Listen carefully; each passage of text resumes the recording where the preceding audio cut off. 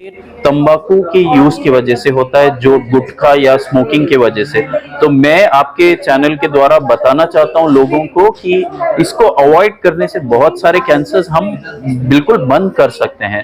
নমস্কার 24/7 তাজা সমাচারের সমস্ত দর্শককে এবং পাঠকদের জানাই অনেক অনেক শুভেচ্ছা, ভালোবাসা। খুব ভালো থাকুন, stay tuned, all the best.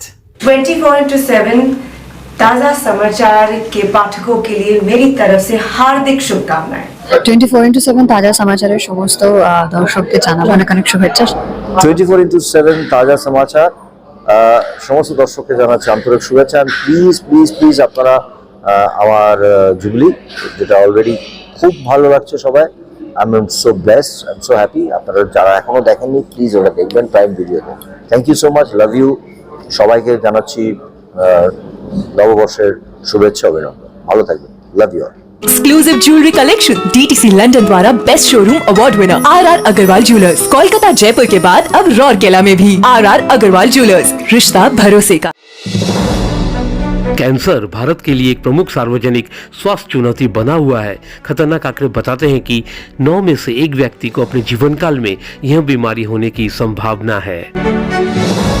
ऐसे में Manipal comprehensive cancer centre Bengaluru surgical oncology में प्रगति के माध्यम से कैंसर के खिलाफ लड़ाई को सशक्त बनाने का मार्ग प्रशस्त कर रहा है। इसी बाबत हाल ही में महानगर स्थित प्रेस क्लब में एक कार्यक्रम का आयोजन किया गया था। कार्यक्रम के दौरान मणिपाल कॉम्प्रिहेंसिव कैंसर सेंटर की ओर से doctor Hemant GN, doctor Mohammad Bashiruddin Inamdar, doctor Pratima Raj सहित कई गण्यमान्य लोग मौजूद थे। तो आइए सुनते हैं मौके पर किसने क्या कहा। Manipal comprehensive cancer centre Bangalore में कैंसर का ट्रीटमेंट एक नाम में ही दिया हुआ है कि कॉम्प्रिहेंसिव, मतलब कैंसर में एक ही ट्रीटमेंट से फायदा नहीं होता है। ऑलमोस्ट हर कैंसर शरीर में जो भी आप सॉलिड कैंसर लोगे उसमें एक ही ट्रीटमेंट से असर नहीं होने वाला है। कॉम्प्रिहेंसिव का ये मतलब होता है कि उसमें कीमोथेरेपी, रेडिएशन, सर्जरी, तीनों कंपोनेंट्स जो मोस्ट इम्पॉर्टेंट है कैंसर के ट्रीटमेंट में, वो तीनों एक ही छत के नीचे है। और ये सिर्फ 3 नहीं है, उसमें प्रिवेंटिव मतलब फिर से ना हो वो भी एक हिस्सा है, और ट्रीटमेंट होने के बाद रिहैबिलिटेशन वो भी एक हिस्सा है। तो पहले के ज़माने में ट्रीटमेंट दे दिया और पेशेंट चला गया, वो क्या हुआ उसके बाद वो उसका कोई अता पता नहीं है। तो उसका क्या हाल हुआ, मतलब उसका रिहैबिलिटेशन, वो सच में ट्रीटमेंट के बाद ठीक है, काम कर पा रहा है। क्योंकि ट्रीटमेंट का यही आजकल के फोकस ये है कि अगर ट्रीटमेंट दे तो पेशेंट ठीक हो जाए, ठीक होने के बाद अपना काम करे। पहले के ज़माने में अगर कैंसर हुआ करता था तो वो पेशेंट अगर ठीक भी हुआ तो घर में ही रहता था, क्योंकि ये एक स्टिग्मा था, कैंसर पेशेंट है बाहर नहीं जाना। ऐसा नहीं है, ठीक है। रिहैबिलिटेशन, मुंह का कैंसर हो तो वो फिर से काम, ऑपरेशन के बाद फिर से काम जाना चाहिए, क्योंकि उसका रोजी रोटी कमाना उसका हक है।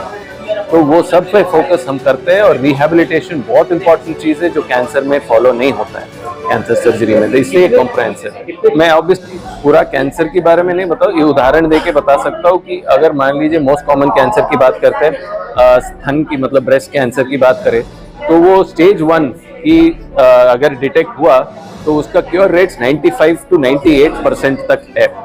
और स्टेज 2 में डिटेक्ट हुआ तो वो 85 to 90% तक है। स्टेज 3 में ऑलमोस्ट 65 to 70% हो जाता है। और स्टेज 4 में भी, पहले ज़माने में स्टेज 4 का मतलब है डेथ सेंटेंस, मतलब और कुछ नहीं कर सकते, पर ऐसे नहीं है। स्टेज 4 ब्रेस्ट कैंसर की बात कर रहा हूँ कि उसमें कंट्रोल काफ़ी साल तक रख सकता है। नया दवाइयाँ हैं जो देके उसको मतलब डायबिटीज़ और हाइपरटेंशन की तरफ क्रॉनिक डिसीजेस बनाने का कोशिश में है। और वो काफ़ी साल वो गुड क्वालिटी ऑफ लाइफ जो बोला जाता है, कैंसर पेशेंट्स में क्वालिटी ऑफ लाइफ एक चीज़ होता है जो वेरी इंपॉर्टेंट है। क्योंकि कैंसर से तो आप ठीक हो जाएंगे, पर उसका अगर वो उसी का स्कार जो है, फिजिकल या मेंटल स्कार जो है, तो आप काम नहीं कर पाएंगे। तो उसमें क्वालिटी ऑफ लाइफ का फोकस बहुत ज़्यादा है कैंसर में, और we focus on that. So Manipal comprehensive cancer centre का 20 साल से भी ज्यादा का एक्सपीरियंस है। 2000 के लगभग हमने स्टार्ट किया था, तो अभी 2023 So it is one of the oldest programs in the country and we have trained a lot of students. मतलब हमने बहुत सारे कैंसर सर्जन्स, कैंसर के मेडिकल ऑन्कोलॉजिस्ट, बहुत सारे स्टूडेंट्स को ट्रेन भी किया है और वो सारे दुनिया में, नॉट जस्ट इन इंडिया, पूरे दुनिया में फैल के ट्रीटमेंट दे रहे हैं. सो वही जैसे मैंने आपको ऑलरेडी बताया है, डिपेंड्स ऑन कौन सा कैंसर है और कौन सा स्टेज है. अगर थायराइड कैंसर है तो फर्स्ट सेकेंड स्टेज में 99% क्योर के चांसेस हैं. और सबसे ज्यादा हम जो देखते हैं माउथ के कैंसर्स, ओरल कैविटी जिसको बोलते हैं, वो बंगाली पॉपुलेशन. और अनफॉर्चुनेटली ये तंबाकू के यूज की वजह से होता है, जो गुटखा या स्मोकिंग की वजह से. तो मैं आपके चैनल के द्वारा बताना चाहता हूं लोगों को कि इसको अवॉइड करने से बहुत सारे कैंसर्स हम बिल्कुल बंद कर सकते हैं.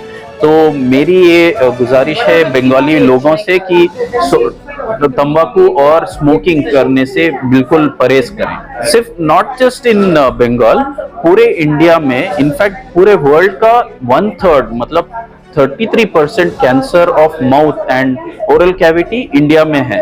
तो पूरे वर्ल्ड का 1/3 is a huge number and this is the best part about this is it is completely preventable. मतलब इसको आप हमको पता है किस वजह से हो रहा है. मेजरली ये 90% होता है टोबैको च्यूइंग और स्मोकिंग. इसकी बाकी भी प्रॉब्लम्स हैं जो अल्कोहल की वजह से है, बहुत ज्यादा स्पाइस खाने की वजह से, या शार्प टीथ, इससे भी हो सकता है. तो इसको बहुत जल्दी प्रिवेंट किया जा सकता है. और एक बार अगर एडवांस कैंसर होता है ओरल कैविटी का, तो फिर मुंह का शेप बिल्कुल बदल जाता है ऑपरेशन करने के बावजूद. ये रोबोटिक सर्जरी से बहुत ज्यादा एडवांसमेंट्स हुए हैं. पेशेंट्स को बहुत जल्दी रिकवरी होता है.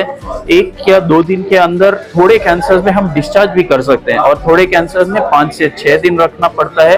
तो इससे बहुत अच्छा पेशेंट को इम्प्रूवमेंट और बहुत कम पैसा लगता है और पेशेंट बहुत जल्दी घर जा सकता है. सबसे इम्पोर्टेंट ये है. So gynecological oncology is a subspecialty branch which especially is concerned with the female genital tract malignancies, that is ovary, fallopian tube, uterus, cervix, vulva and vaginal, and also gestational trophoblastic neoplasia. See, all Manipal में सारे patients आते हैं. जैसे most common cancer in India or in the world will be breast cancer followed by cervical cancer. तो cervical cancer के लिए हम सारे कॉल्पोस्कोपिस करते हैं, थर्मल एब्लेशंस करते हैं, लीप करते हैं, रेडिकल हिस्टेक्टमी करते हैं और रोबोटिक सर्जरीज भी करते हैं. और एंडोमेट्रियल कैंसर्स के लिए भी हम जब भी पेशेंट्स अर्ली स्टेज में आते हैं तब उनको हिस्ट्रोस्कोपी करते हैं और उनको फर्टिलिटी प्रिजर्विंग, मतलब जो यंग पेशेंट्स होते हैं जिसको बच्चे चाहिए होते हैं, उनको यूट्रस नहीं निकालते हैं, तो medical management through hormonal therapy उनका कैंसर हम we can treat the cancer with hormonal therapy और मेडिकल मैनेजमेंट, कंजर्वेटिव मैनेजमेंट. और अगर अर्ली स्टेज में आते हैं तो हम रोबोटिक सर्जरी भी कर सकते हैं एंडोमेट्रियल कैंसर्स में. और ओवेरियन कैंसर के ट्रीटमेंट हम अर्ली स्टेज में आते हैं तो पेशेंट को फर्टिलिटी प्रिजर्विंग चांस भी दे सकते हैं. जैसे एक ओवरी को निकालो और दूसरा ओवरी और यूट्रस को बचा लो. और पेशेंट जब एडवांस स्टेज में आते हैं तो हम उनको पहले कीमोथेरेपी देते हैं, फिर सारे साइटोरिडक्टिव सर्जरी, मतलब जो भी डिसीज आंखों को दिखते हैं, सारे ट्यूमर्स को निकालते हैं, फिर उसके बाद कीमोथेरेपी भी दे सकते हैं.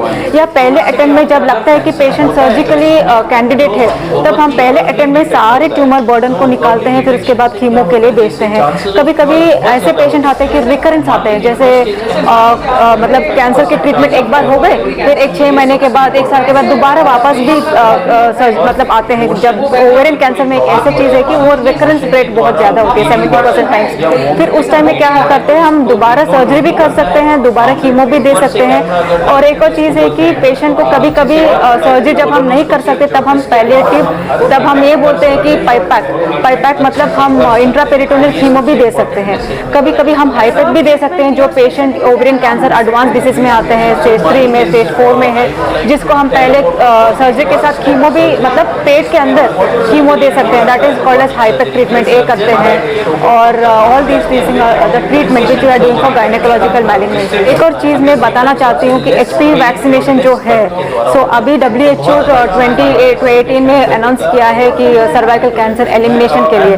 जब तक हम 2045 में आते हैं हमें सर्वाइकल कैंसर एलिमिनेशन करने का प्रोग्राम हमें करना है। So for that what is the thing is like every girl from the age of 9 to 14 years should be vaccinated with HPV, that is human papilloma virus this thing virus की vaccine होती है, वो vaccine डालनी है from the age group of 9 to 14 years, और 45 years तक भी हम वो वैक्सीन दे सकते हैं। And any patient and also these patients like any married women और women having a sexual debut can have this pap smear और HPV DNA test from the age of 25 years up to the age of 65 years, ये भी कर सकते हैं। So all these are preventive methods and patients with PCOD or especially for the endometrial cancer and ovarian cancer, this lifestyle modification is very important, that is walking, maintaining a healthy life, balanced fit body and exercise करनी है, weight reduction करनी है, और diabetes और hypertension ये भी like they have to control their diabetes and hypertension, और excessive hormone intake नहीं करना चाहिए, post menopausal hormone therapy नहीं करना चाहिए, और जिसने भी family history में लेकिन कैंसर है, लेकिन endometrial cancer है या uterine cancer है, colorectal आंत की कैंसर है और ब्रेस्ट कैंसर है, ओवरी कैंसर है, फैमिली हिस्ट्री में है, तो these patients are also high risk of developing any of this cancer. तो उनको अपने मेडिकल मतलब उनके ऑन्कोलॉजिस्ट, सर्जिकल ऑन्कोलॉजिस्ट या मेडिकल ऑन्कोलॉजिस्ट और जेनेटिक काउंसलिंग में जाना है, फिर अपना लेकिन जेनेटिक टेस्ट करना ज़रूरी होती है, क्योंकि all this patients are high risk of developing cancers at home in the family. Bureau report 24/7 ताज़ा समाचार। Exclusive jewellery collection DTC London द्वारा best showroom award winner RR Agarwal jewellers, Kolkata Jaipur के बाद अब रौरकेला में भी RR अग्रवाल ज्वेलर्स, रिश्ता भरोसे का। 24/7 তাজা সমাচারের সকল দর্শকদেরকে আমার পক্ষ থেকে অনেক অনেক শুভেচ্ছা।